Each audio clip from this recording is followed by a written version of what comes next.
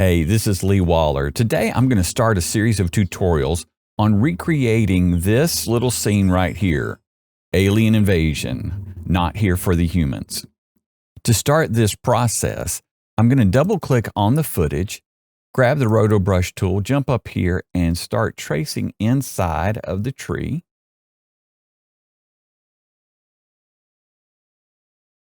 The first trace is right here at the beginning of the timeline, where our timeline indicator is set.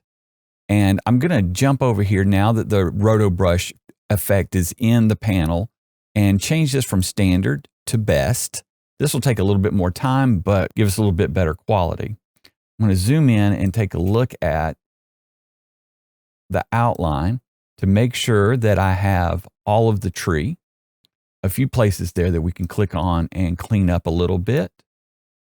Check through the whole thing. That looks good. Zoom out, and to analyze this, you can see that After Effects has set a work bar for us, and it's the entire clip, and that's what I want. So now I'm just going to jump to the end of that clip, and After Effects begins to analyze it. You can see the progress bar right there. So After Effects has analyzed the entire clip, creating that Roto Brush for each frame. Just scrub through there. That looks really good. And now what I need to do is freeze this so that it will actually separate the tree from the background. We hit the freeze button and it'll work through that process. All right, so that process is complete now. I'm going to jump back into the main composition. You can see that the tree has been separated from the background and the background is gone.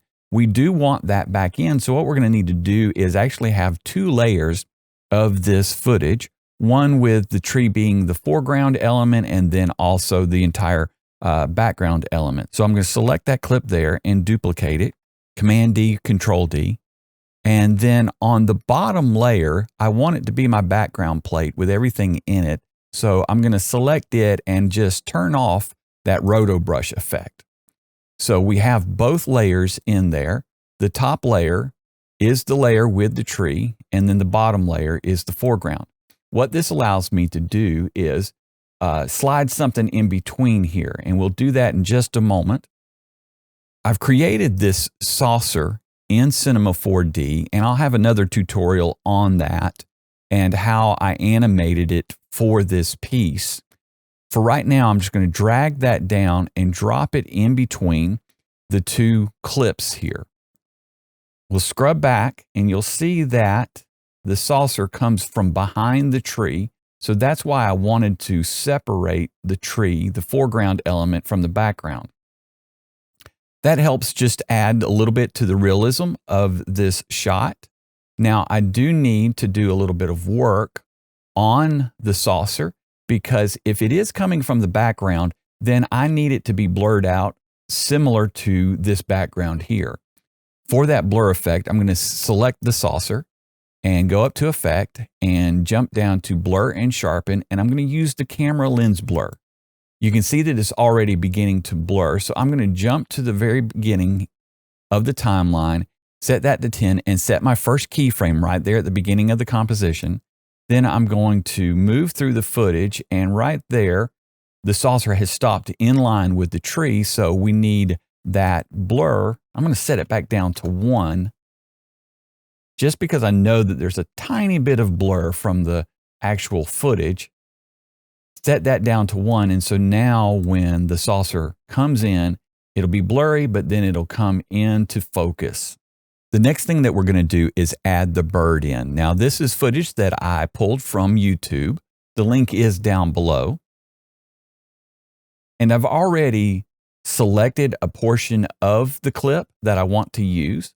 So I'm going to drag back to the beginning of the timeline, bring that clip up, and then I'm just going to overlay edit that clip in there. I need to pull the key on this. So with that layer selected, I'm going to go up to Effect, Keying, Key Light, and select that there. And we've begun the process of pulling that key. I am going to jump into Screen Matte just to make sure that's pretty clean. I'm going to go from Screen Matte back to Final Result. There's our bird. We're going to need to scale it down a little bit. Go to Scale, bring it down, I believe maybe 50%. let's try 40%. And then we're going to position this, bring the bird down about right there. I'll do some quick color correction also on the bird. I'm going to go up to Effect, go to Color Correction and Lumetri. And I'm going to jump into the curves real quick. And I'm just going to pull down the mids a bit. And I'm going to desaturate this a good bit. Just kind of blend that in with the rest of the footage. And now we'll take a look at it. The one problem that we have is that the bird is sitting on the tree, but not moving with the tree. So we need to track the tree. I'm going to go to the foreground element of the tree to track this. Select that layer and jump over here to Tracker.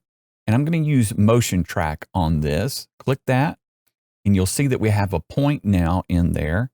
I'm going to zoom into this footage a little bit so that I can get to that tracker a little bit better. I'm going to grab the tracker and bring it over. I have a point on this footage that I like to use. That little point right there works really well to track this with. Just zoom out so I can see this. With the timeline indicator at the beginning of the composition, I can come over here and track forward now.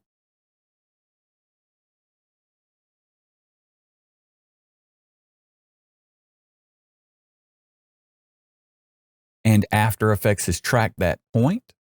I need to apply this information to a layer. The best thing in this situation is to add it to a null object, and then I can parent other objects to that. So I'm going to drop a null object in there. I'm going to label that real quick. Tree,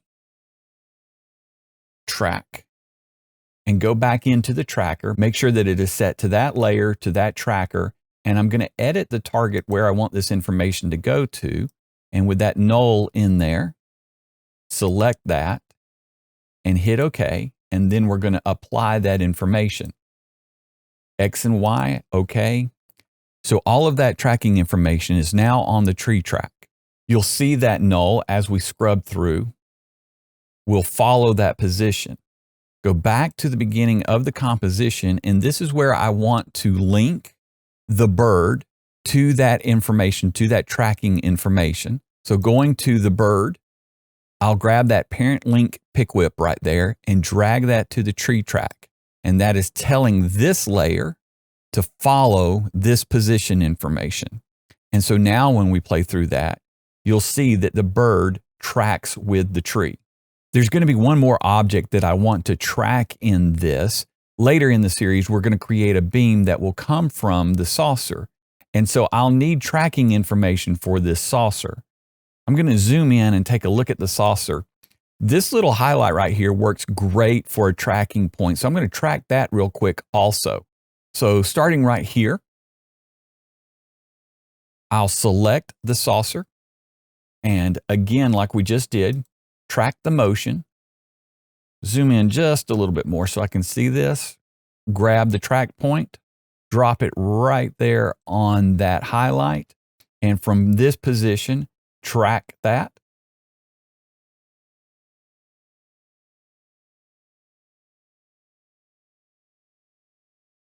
And we will do the same thing. I'm going to add a null, layer, new, null object, and call this saucer track. And we're going to apply that information to it. So we'll edit target, go to saucer track, hit OK, and then apply it on the X and Y. And there we have the saucer track.